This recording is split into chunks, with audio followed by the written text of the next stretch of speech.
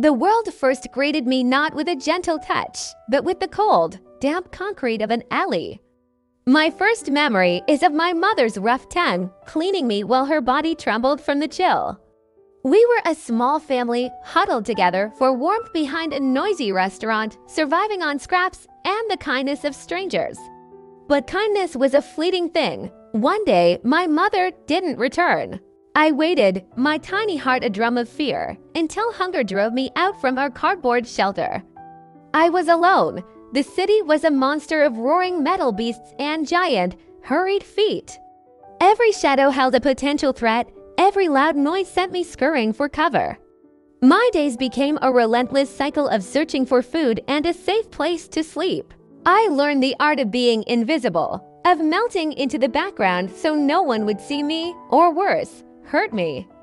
Loneliness was a constant companion, a heavy blanket that settled over me each night as I curled into a tight ball, trying to remember the feeling of my mother's warmth. I watched families through their bright windows, saw them laughing and playing with their own cats who were fluffy, well-fed, and safe. A deep ache would settle in my chest.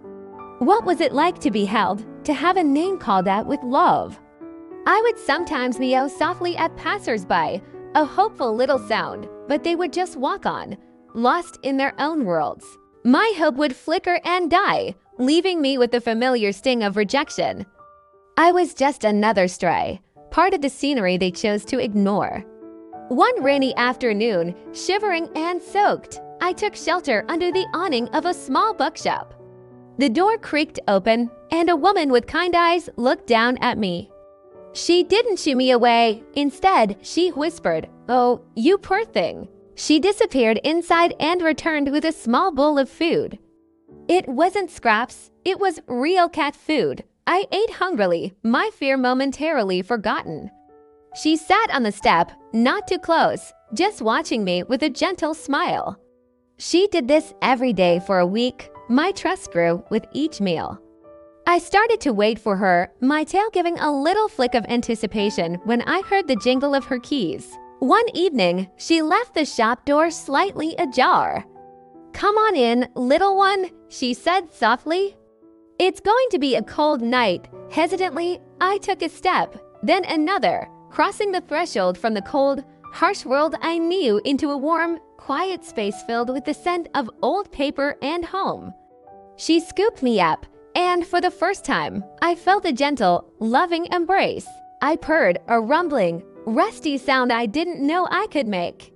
She stroked my matted fur and whispered, "Let's call you Leo. You're home now." That night, I didn't sleep on cold concrete. I slept on a soft blanket, my dreams filled not with fear, but with the quiet hum of a heater and the steady rhythm of a kind heart beating nearby. My journey was long and filled with sorrow, but it led me here, to a place of safety and love. I am no longer just a stray, a shadow in an alley. I am Leo. I have a home, a name, and a person who sees me. For any soul out there feeling lost and alone, please hold on to that flicker of hope. Sometimes, a door opens when you least expect it, leading you out of the rain and into the warmth. Thank you for listening to my story. If you see a stray, a little bit of kindness can change their entire world. Please remember to subscribe for more stories. Thanks for watching.